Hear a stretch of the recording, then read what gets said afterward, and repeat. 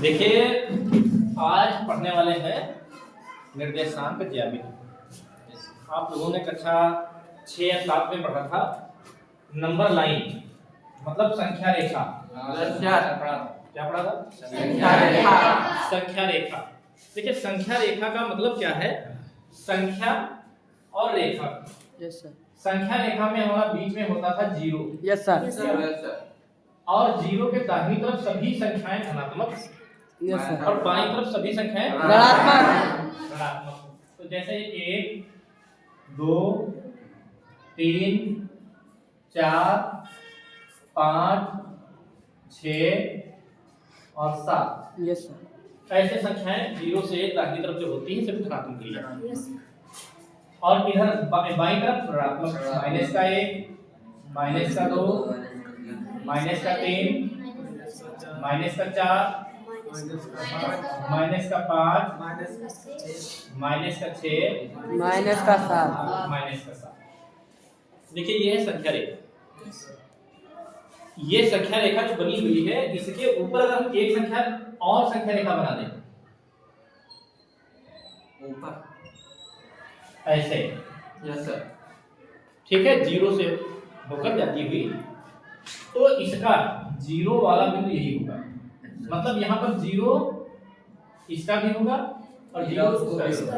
अब दोनों संख्या रेखाओं का नाम अगर हम देना चाहते हैं तो इसको हम लिख सकते हैं x अक्ष, क्या लिख सकते हैं, और इसको क्या लिख सकते हैं, y अक्ष। इसमें कोई समस्या तो नहीं है? y देखो x अक्ष का 0 यहाँ पर है और y अक्ष का 0 भी यहीं पर है, एक ही बात है यहीं पर। तो 0 के ऊपर जितनी संख्याएं होंगी वो सारी होंगी धनात्मक। कैसी होंगी? धनात्मक। 1 2 3 4 5 6 7। माइनस 1 और नीचे की धनात्मक, माइनस 2, माइनस 3, माइनस 4, माइनस 5 और माइनस 7। ये हमारी दो संख्या रेखाएं एक दूसरे को 90 अंश पर काटती हुई हमने बनाई है, ठीक है। अब यहाँ पर अगर बात की जाए तो यहाँ पर जो है इस बिंदु का नाम होता है मूल बिंदु। क्या नाम होता है? मूल बिंदु। ठीक है, नहीं ठीक है। अब अगर हम ध्यान से देखें तो हम देख रहे हैं कि इस पूरे बोर्ड को हमने 2 लाइनों के माध्यम से 4 भागों में बांट दिया। Yes sir. कितने भागों में? 4 भागों में। जैसे एक भाग ये हो गया, एक भाग ये हो गया, एक भाग ये हो गया और एक भाग ये हो गया। 4 भागों में, जिनमें से प्रत्येक भाग को हम चतुर्थांश कह सकते हैं। क्या कहेंगे? चतुर्थांश कहेंगे। ये जो है इसको कहेंगे प्रथम चतुर्थांश। क्या कहेंगे? प्रथम चतुर्थांश। प्रथम चतुर्थांश। और किसको कहेंगे? द्वितीय चतुर्थांश। द्वितीय चतुर्थांश। तृतीय। और इसको कहेंगे तृतीय चतुर्थांश। तृतीय चतुर्थांश। और इसको कहेंगे चतुर्थ चतुर्थांश। चतुर्थ चतुर्थांश। ठीक है। अच्छा, इसकी जरूरत हमें क्या पड़ती है? चतुर्थांश की जरूरत क्या है? किसी बिंदु की स्थिति को प्रकट करने के लिए चतुर्थांश की आवश्यकता पड़ती है। किसी बिंदु की स्थिति को प्रकट करने के लिए, प्रदर्शित करने के लिए हमें जो है इस चतुर्थांश की आवश्यकता पड़ती है। जैसे आप बैठे हुए हैं, अब मान लीजिए ये बैठी हुई है क्या पंछी देवी, तो ये कहाँ पर बैठी है क्लास में? अगर हमें बताना हो किसी को, कोई फोन पे पूछे कि पंछी किस जगह पे बैठी है क्लास में, तो हमें बता सकते हैं पहली पंक्ति के बाईं तरफ से तीसरे नंबर पर बैठी है, ऐसे बता सकते हैं। या फिर बोल सकते हैं कि बाएं तरफ तीसरी लाइन में पहले नंबर पर बैठी है, ऐसे बोल सकते हैं। ऐसे ही किसी भी बिंदु को पहचानने के लिए हमें इसमें 2 बिंदु चाहिए। क्या चाहिए? 2 बिंदु। कौन कौन से? देखिए आप, अब मान लीजिए हमने कह दिया कि एक बिंदु यहाँ पर है, कोई भी बिंदु है यहाँ पर है, अगर इसकी स्थिति प्रकट करनी हो तो हम क्या बताएंगे कि x अक्ष पर एक और y अक्ष पर भी एक, और इन दोनों को अगर ऐसे मिला दो तो जहां पर ये दोनों मिलेंगे वहीं पर ये बिंदु बैठा हुआ है स्थित है। इसके निर्देशांक क्या होंगे? पहले x अक्ष वाला लिखा जाता है एक कामा, फिर y अक्ष वाला ये भी एक, तो एक कामा एक इसके निर्देशांक हो जाएंगे। अब आती है बात चिन्हों की। किसकी? चिन्हों की। देखिए, अगर प्रथम चतुर्थांश में कोई बिंदु है या कोई व्यक्ति बैठा हुआ है, कोई वस्तु है, तो वो x अक्ष पर धनात्मक बिंदुओं की तरफ, y अक्ष पर धनात्मक बिंदुओं की तरफ रहेगी। मतलब इस बीच में पहले चतुर्थांश में अगर कोई भी वस्तु कहीं स्थित है तो वो हमेशा धनात्मक अंकों के द्वारा प्रदर्शित की जाएगी।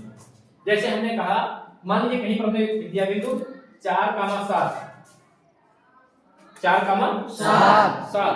तो अब आप देखेंगे, अच्छा एक बात और ध्यान रखना कि हमेशा बिंदु लिखे जाते हैं वो x, y, पहले x का नाम मतलब बिंदु, बाद में y का बिंदु होता है। तो जैसे हमने लिखा 4,7, तो पहले हमें x अक्ष पर जाना है 4 नंबर पे, 4 नंबर पे। फिर दूसरा वाला क्या होता है y, तो y पर जाना है 7 पे। अच्छा y 7 देखो दोनों तरफ है, यहाँ भी है यहाँ भी है, लेकिन ये ऋणात्मक है, इसको देखना नहीं है, यहाँ धनात्मक दिया गया है। तो हमें धनात्मक पर जाना है। तो देखो 7 यहाँ आ गए y अक्ष के धनात्मक पर और x अक्ष के धनात्मक 4 पर यहाँ आ गए। इन दोनों को ऐसे हम लंब डालते हैं और जहां पर ये दोनों मिल जाते हैं ऐसे, इस बिंदु को हम कहेंगे 4,7 और ये धनात्मक ही रहेगा। क्यों? क्योंकि दोनों लाइनें इधर चाहे जहां तक आप अनंत तक बढ़ाते चले जाओ, इधर भी अनंत तक बढ़ाते चले जाओ, सभी संख्याएं धनात्मक मिलेगी। इसलिए प्रथम चतुर्थांश में पहला वाला अंक कैसा होगा? धनात्मक, कामा बाद वाला अंक कैसा होगा? धनात्मक। तो पहले चतुर्थांश के चिन्ह कैसे होंगे? धनात्मक और धनात्मक, प्लस और प्लस। ठीक है नहीं? ठीक है। अब आते हैं द्वितीय चतुर्थांश में। किसमें? द्वितीय चतुर्थांश। हमने बताया है पहले हर बार नाम किसका आता है? x का, और बाद में y का। और जैसे आप इस वाले द्वितीय चतुर्थांश में आएंगे तो y वाले सभी धनात्मक मिलेंगे और x वाले, फिर आप इधर को देख सकते हो। नहीं सही दिखना, समझ पा रहे हो? अब जैसे हमने आपको कह दिया एक बिंदु -2,3, -2,3, तो x अक्ष पर कितने पे जाओगे? -2 पे। तो -2 इधर है या इधर है? तो बाईं तरफ आ गए -2 पे। और y अक्ष पर कितना जाओगे? 3 प्लस 3 इधर है कि यहाँ ऊपर?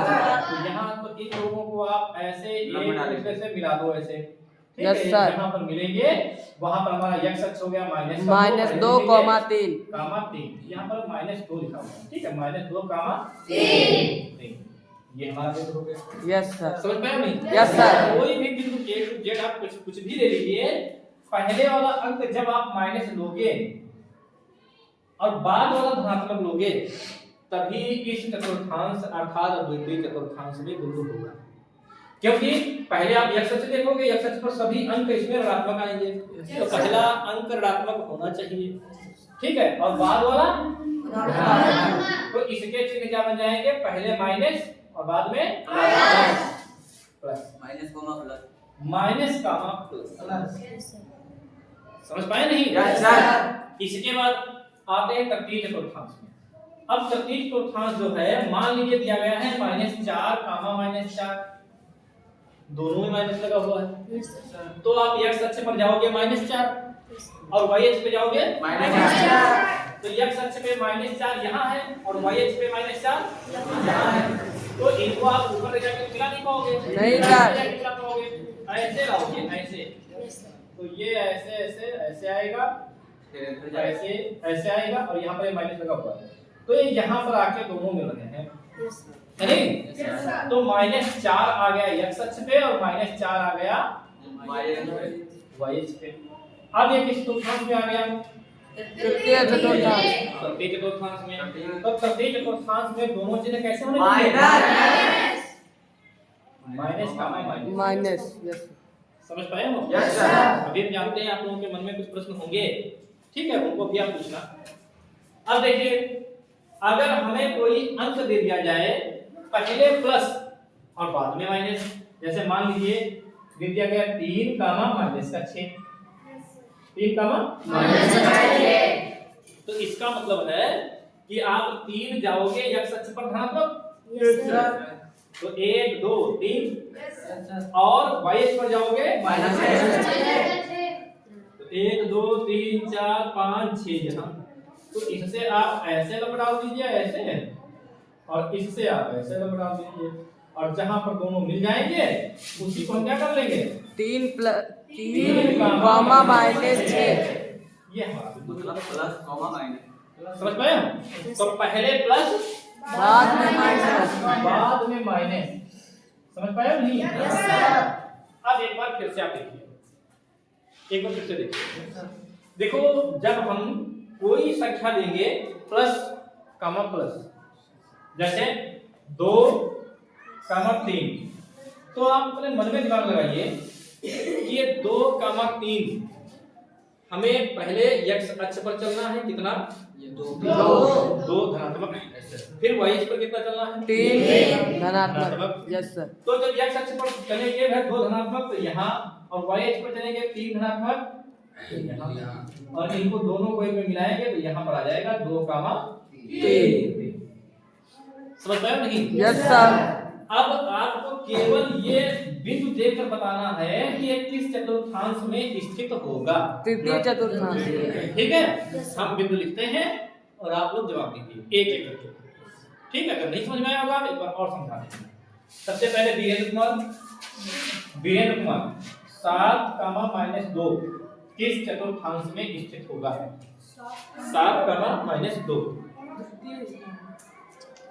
आप आराम से बोलिए, द्वितीय चतुर्थांश में है नहीं? द्वितीय में, चलिए ठीक है, देखते हैं द्वितीय में है या नहीं। तो जैसा वीरेंद्र कुमार आप बता रहे हैं कि ये चतुर्थांश दूसरे में होगा, लेकिन नहीं सर, ये जो है चतुर्थांश में होगा। पहले वाला अंक धनात्मक दिया है, बाद वाला धनात्मक, बाद में ऋणात्मक आता है चतुर्थांश में। समझ पाए हो? Yes sir. चलिए अब बताएंगे मुस्कान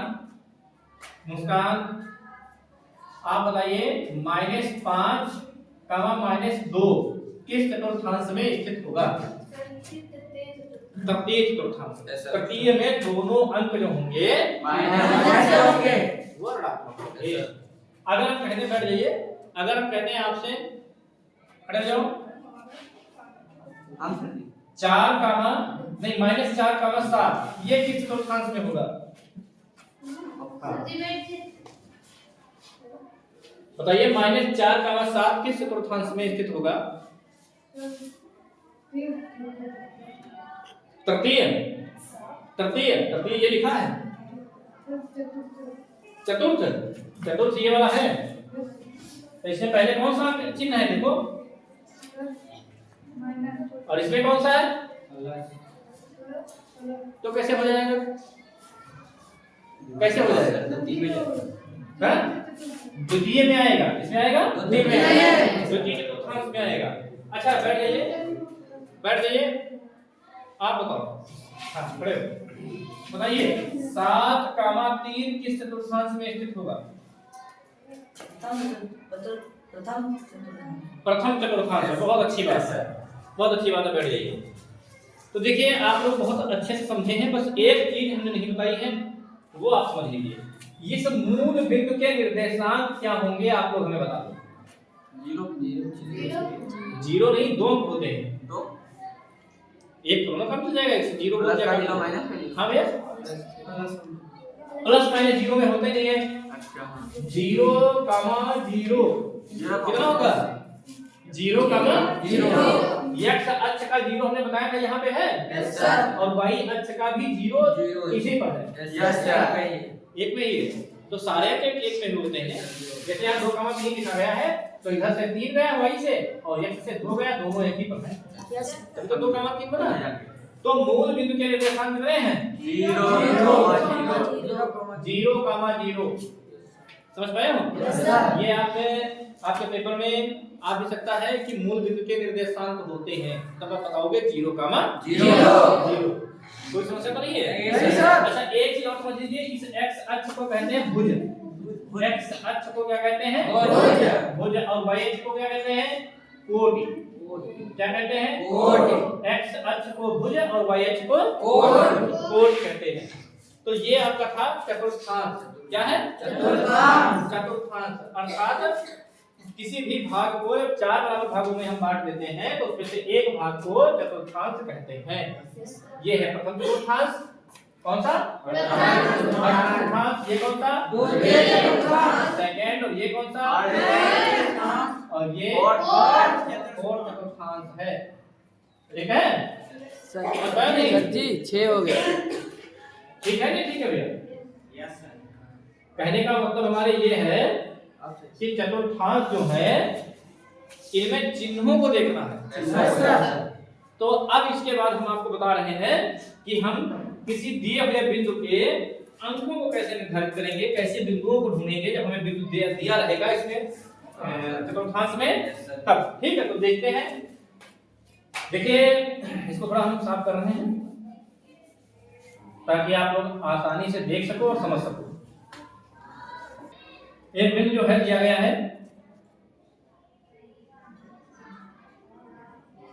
ए, ठीक है। एक बिंदु दिया गया है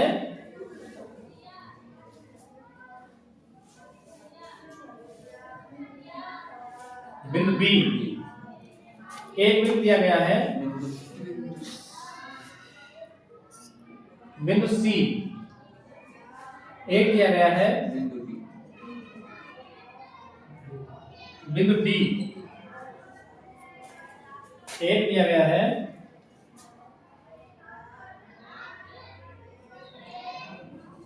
बिंदु ई। एक दिया गया है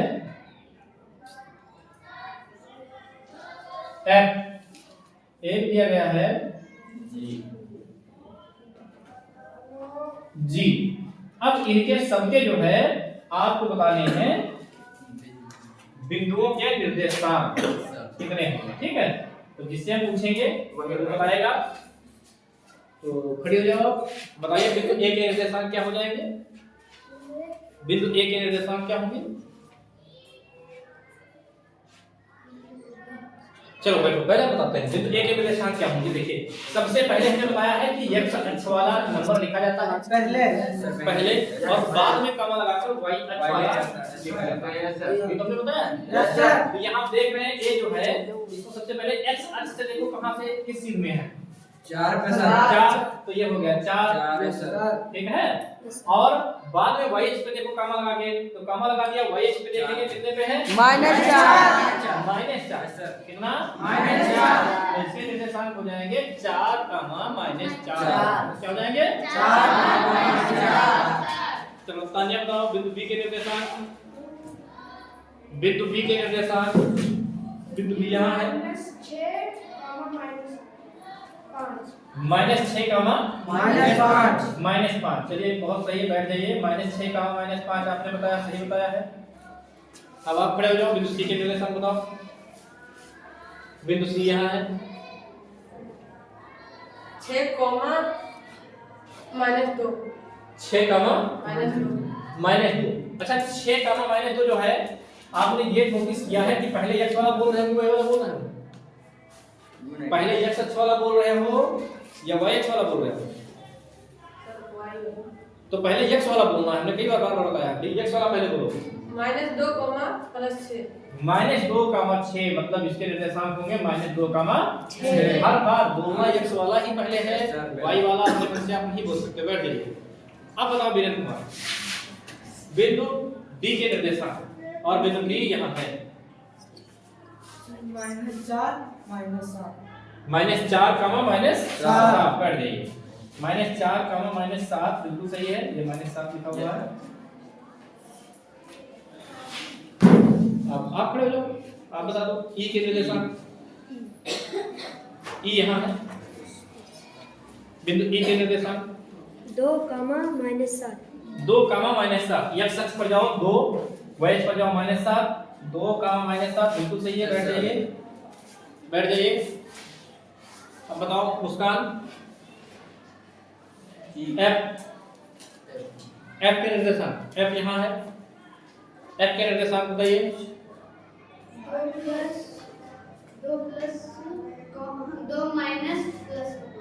2 माइनस प्लस का माइनस, हाँ 2,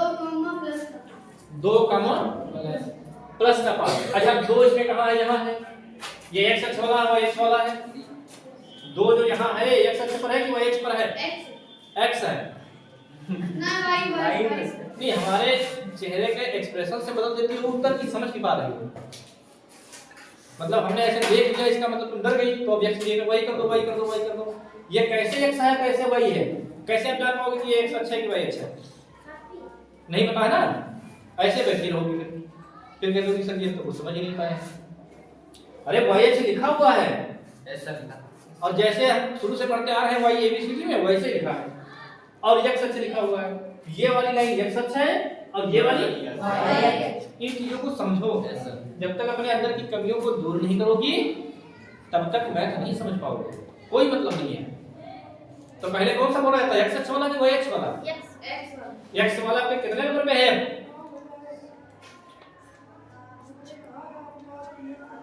f जो है x अक्ष पे कितने नंबर पे है? f जो है x अक्ष पर कितने नंबर पे है? प्रथम, ये नंबर होता है प्रथम। प्रथम अभी तक हमने बताया किसी को? मैंने भी लिखी है, कहीं प्रथम दिखा देखो, नहीं अंक लिखे हुए हैं, अंक बोलो ना, अंक बोलिए। पहले नंबर पे है, पहले नंबर पे है। नहीं चले तो इतने वीडियो कट करके इनके घर भेजेंगे, पापा को समझाएंगे, वो समझ जाएंगे, मम्मी नहीं समझ जाएंगे कि हमने क्या बताया है, क्या नहीं समझ पा रहे हैं। ये x अक्ष पे 1 2 3 4 5 नंबर पे है। 5 नंबर पे है सर। यस सर जी, थप्पड़ मारेंगे बहुत देर तुमको। यस सर जी। और y अक्ष पे कितने पे है? 2 पे। तो 5 का 2 नहीं बोल सकती हो, x वाला पहले बोल दो 5, कामा y वाला बाद में बोल दो 2, 5 का 2 हो गया। सब के निर्देशक कौन सा इसमें कठिन है? कहीं प्रथम बोल रही हो, कहीं y अक्ष बोल रही हो, पता नहीं क्या बोल रही हो, कुछ नहीं समझ पा रही। चलो ठीक है, तुम ये बताओ बिंदु G के निर्देशांक बता दो। बिंदु G के निर्देशांक, और आप बिल्कुल हेल्प नहीं करेंगे तान्या, हाँ बिल्कुल नहीं करना है। बिंदु G के निर्देशांक जल्दी बोलिए। 3 - 5 माइनस किस पे है? y अक्ष पे या x अक्ष पे? हाँ y बच ये वाला है कि ये वाला है? ऐसे वाला? ऐसे वाला? तो इसमें माइनस दिख रहा है आपको? माइनस तो यहाँ है, माइनस क्यों बोल रही है? कहाँ माइनस है? कितना है वो? क्या 5? खाली 5 होता है? पूरे बिंदु बोलो कितने हैं? 7। ठीक है, बहुत अच्छी बात है, तुम बैठ जाओ। तुम अब मैथ सीखने की कोशिश भी ना करो, कोई फायदा नहीं है। पास हो जाना तो अच्छी बात है, ना पास होना तो कोई अच्छी बात है नहीं, पास ना होना तो अच्छी बात है ही नहीं। अरे भाई सीधी सीधी देखो, x अक्ष पे 3 पे है, तो 3 कामा y अक्ष पे कितने पे है? 5। 3 कामा 5। अब ये बोलने में तुमको इतनी दिक्कत होगी, जब ये नहीं समझ पाओगे तो सवाल बीच बीच के कैसे समझे होंगे आप? सबने तो किया है।